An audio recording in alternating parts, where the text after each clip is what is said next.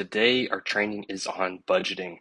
And this might sound like something that only businesses need to do or governments, but a personal budget is extremely helpful, both personally and as a family, to help you reach different goals and to feel financially secure and reach financial freedom. I guarantee you, you will not accidentally reach financial freedom or have this peace of mind about your budget, about your spending until you have a budget. Anecdotally, I can say that's true for me and a lot of people I've trained, but you will find the same as well if you implement this. So we're going to jump right in to what is a budget. A lot of people think budgets are figuring out where your money went. It's kind of opposite. A budget is a strategy, it's a plan. You have categories and you are planning out exactly where money goes. Sometimes you might need about a month to see where money is going, kind of figure out what's been normal, and then make adjustments from there. You might find certain categories are way more than you would like them to be, and you need to adjust that. But in general, a budget, you are strategically planning out where money goes, usually on a monthly basis. So, budgeting. A budget will help you plan for where your money goes, and believe it or not, it gives you control over your money rather than your money controlling you and you kind of being at the mercy of whatever money you have left or whatever money you can find. It gives you the control. You're calling the shots and you're making a plan to where everything goes, and then you have much fewer, I shouldn't say no surprises, but much fewer surprises. So here are some categories I would give as general categories people who are either living on their own or families should always consider. If you are an individual and you're living with your family still, some of these might not apply to you, but in general, you should always consider at least these categories. These would be the main things that you should budget for. I'll make a note on the giving. Specifically, I have a 10% giving. In Christianity, we call this a tithe, but essentially it's the very first of your salary, a chunk of it giving to God. It's giving to what He would want you to invest into, to help with. Maybe it's people, organizations, projects, things along those lines. And the concept behind this 10% that I'm promoting, you don't necessarily have to follow this, but is to acknowledge your dependence on God. Your money, your stability, your skills, your job, all of that is a gift. It's on loan from God. Ultimately, even the money that we make, whether it's active from work or it's passive from gifts or investments, it's all from God. And so this is a way to kind of acknowledge and keep yourself dependent on God. The 10% saving, investing, or debt pay down, I'll make a note on that as well. Really, what this should start with, if you have debts, it should always be toward debt pay down, paying those down and paying those off. Paying down debt and attacking debt is kind of a whole nother topic we won't cover today. But as far as your budgeting, your planning, that should first go to that. Once you have your debt paid down, then you really want to focus on building savings. You get a little bit of a cushion, and it buffers you from life events. And then once you have an adequate amount of savings, which also is another training for another time, then you can kind of get into investing, and you don't have financial pressures when you're investing because you already have paid down your debt.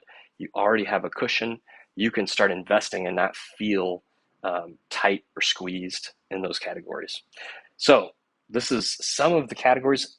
Some of them could be added onto. So I have a miscellaneous category, but for example, my wife and I have a specific bank account. So we do this with bank accounts in America. We have a specific bank account for gifts throughout the year.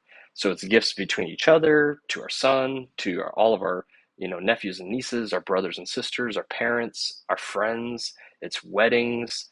It's all of those kinds of things we bundle into a gift category where we have budgeted from the beginning of the year, and every month there's an amount that goes into that. And so we always have money ready for the gifts that we have planned. And then if we find, oh, there's a new baby born or some things change, we make some adjustments mid-year. But for the most part, we're trying to plan this up at the front of the year. But that would be another category that you can add into your budgeting plan. So here is a recommended budget percentage-wise. And again, this is my opinion.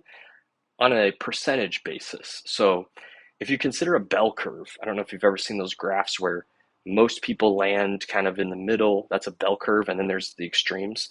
This doesn't work really well on the extremes in any culture. But as far as kind of the general culture, usually these percentages work decently. Now, everybody will have different wants or needs, and so you're totally free to tweak this. But this would be my recommended budget if I was earning an average salary anywhere. If I was making an average income, or me and my wife were making average incomes, this is what I would shoot to do. Have my budget within this range. And I share some of these to kind of show if you're far over and you're in the middle of the bell curve, you're probably overspending in that category based on your standard of living and what you can actually afford. So, for example, um, let's say somebody is married, and they haven't really done a budget, but they kind of do a where is my money going the first month, and they realize their personal spending is 30%. Really, unless you are living at home with your parents and you don't have other things that your money needs to go to, I would say that's almost always far more than it should be in any budget, whether you're on the extremes or you're in the middle of the bell curve. Housing, this one seems like it can go pretty high. I would say if you're in the middle of the bell curve and you're spending more than 40% on your housing of your total budget, of you and your partner, or just you, if it's just you, your budget, it's probably a little too high. You probably need to bring your standard of living down because your budget is telling you, your salary and your income is telling you, you actually can't afford that. So this might be a little bit of shock if you do this exercise where you track where your money is going each month, the first month at least. You might see, oh wow, I am spending way more than I should in the food category or maybe recreation or something like that. So these are kind of my percentage recommendations. And then finally, that final point, all extra back to savings. You really don't want to have a category where if you have extra, you're like, all right, now I get to spend this. Or, if you have extra money at the end of the month, it goes to something that is fruitless. Ideally, really to grow your financial stability, you want to go into that debt pay down, saving, investing category, whatever stage you're at there. That is always going to give you the most bang for your buck as far as wisdom in saving and investing and building toward greater financial stability. I know not everybody likes that, but that would be my encouragement, is to always be increasing that percentage. The other reason I went with percentages in this is because as you get raises and things of that nature, it's very easy for your spending in the wrong categories to go up. So if you suddenly get, a 500 dinar raise or something like that, it might be very easy for that to go almost exclusively to recreation and personal spending, rather than realigning your total budget a little bit and making sure it's going into the proper categories well. So here's the sample budget for 1,200 dinars. This would be a household income. So this would be all, and this is true of any budget. Whenever you're making budgets, all of your income, whether it's pocket money you get from your parents or a salary, you want to consider all of that for the household on 1,200 dinars, which you'll see at the end of this, I think is too little to live on your own, either as an individual or as a married couple if you're only bringing in 1,200 dinars. So right off the top, we're doing 120 dinars giving. You'll notice my savings is lower. My savings is only 10% here. Part of that is the budget literally requires it to even make it somewhat possible. And so that is really not ideal. If you're making this and trying to live on your own, or you had to live on your own, your first raise should probably go into that savings category. In all honesty, that's what I would shoot to do. But you'll notice some of these categories, depending on where you're at, might seem a little high, might seem a little low.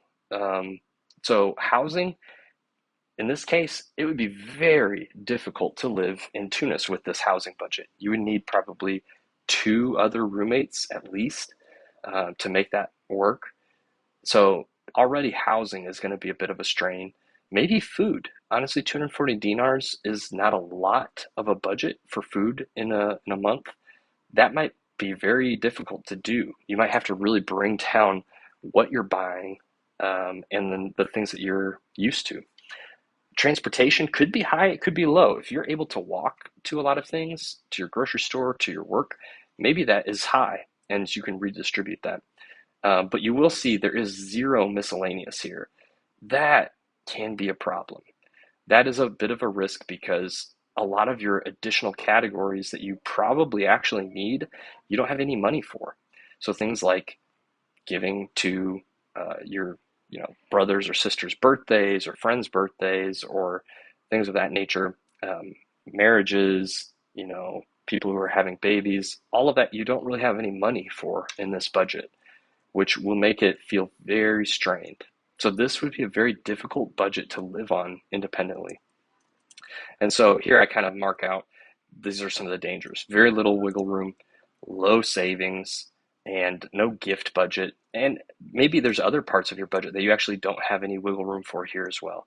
So I would say if anyone is in this situation and you can live with your family, you should do it. At 1,200 dinars or less, it's almost impossible to live in Tunis and have a budget where you can live. In fact, I've kind of run numbers for a lot of different things. It seems like around 1,600, you might be able to live on your own with a roommate or something like that, but it definitely can vary on a case-to-case scenario. Some people might have a family house, so the housing they don't have to worry about, but that is on an individual basis. Now, your budgeting, this is really important. A lot of people want to jump into investing really fast because they hear that they can make money and they're already in debt and they can't afford the budget that they already have. They are not in a place to be investing. Before investing, you should be paying down your debt as fast as you can, free that up, get that weight, that slavery off your shoulders, and then that will set you up for success with investing. And like I said earlier, it's not even just that you pay down your debt, but you also have a savings cushion. 95% of your wealth building success comes from good financial planning and consistency. Let me say that again. 95% of your success in wealth building comes from good financial planning and consistency. So a budget is crucial. There's a famous story of a man who was a janitor. His whole life, he worked at a minimum wage job in the United States. And this was just during the World War II, I think, and on. He passed away, I think, in the early 2000s. So we can kind of go back and look at what his wages likely were. And I can tell you, he was not making good money. He had to live on a budget just to live. However, this man lived on a budget so well, and he lived frugally, which means he didn't overspend. He just spent what he needed. And then he was very good at investing. He passed away and he had $5 million in a trust that he was able to distribute to different charities and organizations that he cared about. Now, I'm not saying that to say, live as frugally as possible, because I'm sure he probably missed out on some life enjoyment stuff by living so frugally. But my point is to say that really, almost regardless of your income level, if you're making a normal salary, if you budget well, you can have safety, security, and financial stability. Now, it definitely helps when you make a little bit more, but a lot of it comes down to your standard of living, what you feel like you need to be okay and to be happy. The lower that is, the easier it is to save and invest and reach that financial freedom or stability. So you might be asking, man, I just, my budget, there's a bunch of things that cost me some money or things I'm unaware of. It just seems like money slips through my fingers. I don't even know how to free up enough money to make a budget like this. So much of my money just disappears. Here are a lot of things that you can reduce or eliminate from your current spending. And these things will save you lots of money month over month.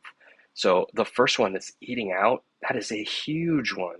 If I'm being honest, as an American, which we have a culture of dining out, but if I'm being honest, Tunisians eat out a lot. and it's costly. Even doing something really cheap can be pricey.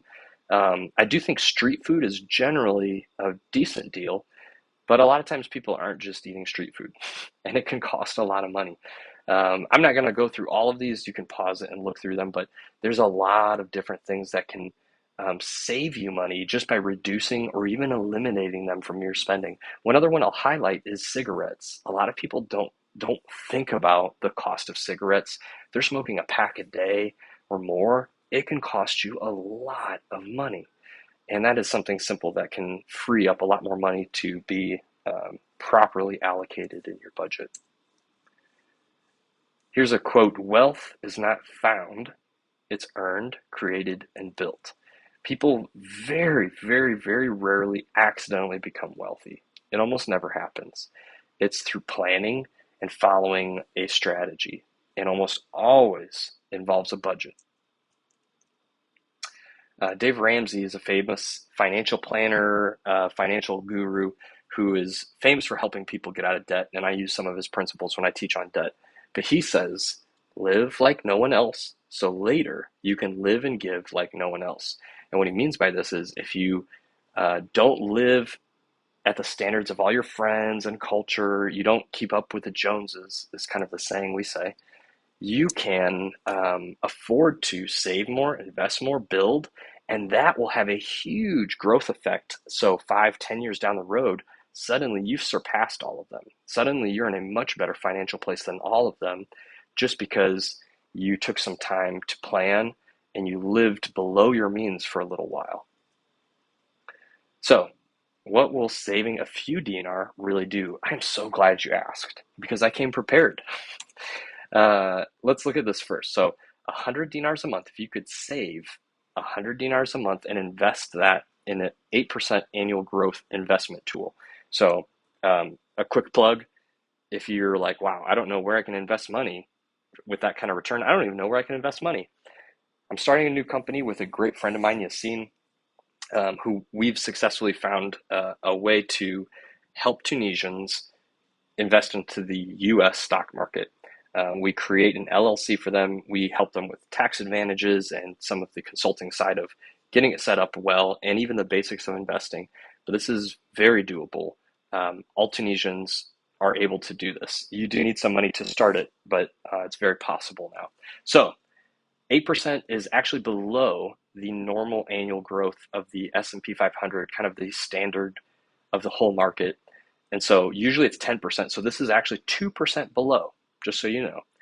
But if you save an extra 100 dinars a month at 8%, in 30 years, you'll have 136,000, almost 137,000 dinar. That dollar sign is there just because of the application, but it's the exact same numbers in dinar.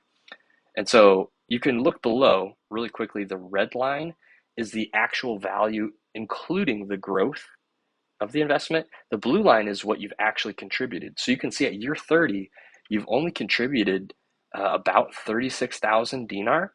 Actually, it is exactly 36,000 dinar, I believe, which is a lot, but it's over 30 years. But the value of all of the stocks and investments that you own are over 130, well, it's almost 137,000 dinar. So you've made over 100,000 dinar extra just in growth. Now, that's 100. What about 500? 500 dinar a month if you're investing consistently every month for 30 years. Look at this. 30 years, you'll have almost 685,000 dinar. 685,000 dinar. Now, this is a static number. If inflation, grows rapidly, this number would be higher. The stock market does account somewhat for inflation, so some of those numbers are baked in. But if there's unusual inflation, like we've had in the last couple of years, the stock market will grow much more. There will be a rebound, and so I would say you could almost imagine this number as what this value is now, maybe give or take a little bit. But with this number right now, you could buy a nice house. You could easily buy a car. You could start a business and have all the money you need to run it for a while. And the really cool thing about this is the more you can invest, the higher percentage you can get, the bigger your return. And so one of the great things is higher percentage returns. There's a lot of different investment types out there. Some of them are more stable and your return is lower. Some of them are a little riskier, but your return is higher. But one of the best things you can do is have a long time horizon. I'll encourage you guys, if you guys do choose to start investing with my partner and I in a LLC in the United States to invest in the US stock market, we will encourage you invest in the long term. Do not invest if you're hoping to get the money back out in a year or two or three. The best investments are long-term investments because you'll ride out all the bumps in the market and you'll see and you'll capture all of the really big returns. There's some years where the market does 25, 30% even. And if you're in the market, you get to benefit from that. If you're not, you will lose from that. And inflation will kind of adjust. So hopefully with this, you can kind of see the value of budgeting well. Just freeing up a little bit of extra money and putting it into an investment can really help you plan for your future. So here's some homework. Create your own budget. You could go back to the slide where I have the categories. You can kind of look through and figure out what you're spending in each category, make adjustments, and then this is the hard part. You contract with yourself or you and your spouse together that you will stick to your budget no matter what. It's going to be hard at the beginning.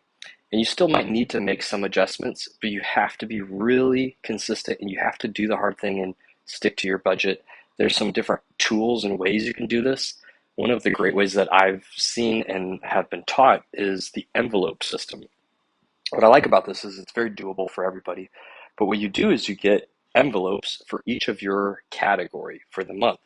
You write on them, this one's housing, this one's utilities, this one's spending, personal spending. And then at the beginning of the month or whenever you get your salary, you withdraw all of your money except maybe your savings, investing, or maybe your health insurance kind of piece. But all of the money that you'll be actually spending, you withdraw and you distribute it into those envelopes. And then you can then see what you're spending from. You can see how much you have left. The hard thing is to not ever, never ever borrow from another envelope. But if you do this, you will have a great system that can help you practically follow your budget, see where you're at throughout the month, and it will help you stay on your budget because you're visually seeing it. You can't just like manipulate and move things around. I mean, technically you can, but you're not supposed to. You never take from another envelope. So this is your homework.